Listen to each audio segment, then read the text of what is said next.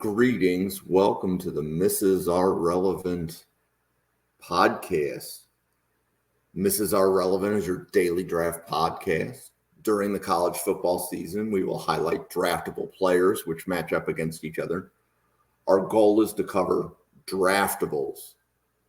That is players 1 to 400 on our initial big boards, hoping that we can show which players are improving draft stock before the Senior Bowl kicks off draft season later in the year.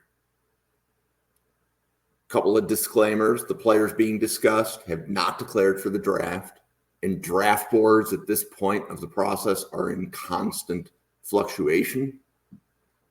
Okay, so players declare for the draft in January. This podcast is meant to be a discussion of possible draftable players.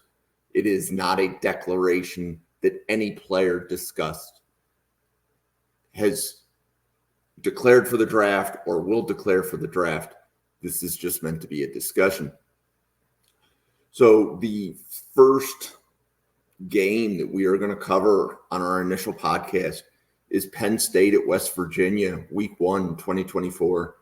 Couple of matchups you want to look at the top would include seeing Abdul Carter and Donnie Dennis Sutton against Wyatt Millam, the offensive tackle for West Virginia. A couple reasons to point this out. This is not going to be the strongest tackle class, especially relative to the class that just came out. So if your team needs a tackle, this is going to be a great test for Wyatt Millam. Doesn't matter which edge he's going up against. Both of the edges for Penn State are likely going to be somewhere top 100, top 150 prospects. Okay. In addition to that, if you look, we have a quarterback, Drew Allar from Penn State, going up against Aubrey Brooks, a safety, and Ty French, a linebacker at West Virginia. So I think specifically seeing how a quarterback lines up and matches up against safeties and linebackers is a great matchup to compare. So again, Drew Allar is probably looking at a top 100 grade. And on the board I'm looking at, he's closer to top 50 than he is top 100. So seeing that against Aubrey Brooks, as well as Ty French, who are a little bit further down the board, but this is a great example of West Virginia has some players that could improve their draft stock considerably with a good performance against a ranked opponent. As you know, Penn State is top 10, and as of the time of this recording, West Virginia is not ranked. Okay. Couple of other matchups to think about.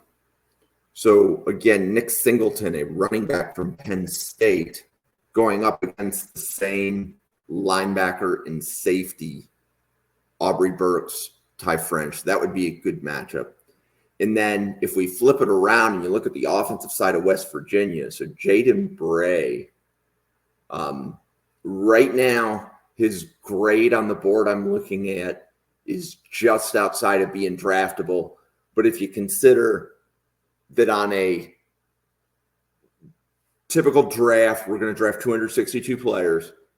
Boards at this point of the year, I always like to say we're 25% wrong, meaning that if I show you a top 300 list, 60 of those players or 75 of those players are probably going back to school. So that would imply that Jaden Bray, who's on the outside of the top 262 right now, but he's going up against Cam Miller, who has a really good draftable grade at Penn State, Kevin Winston, safety at Penn State.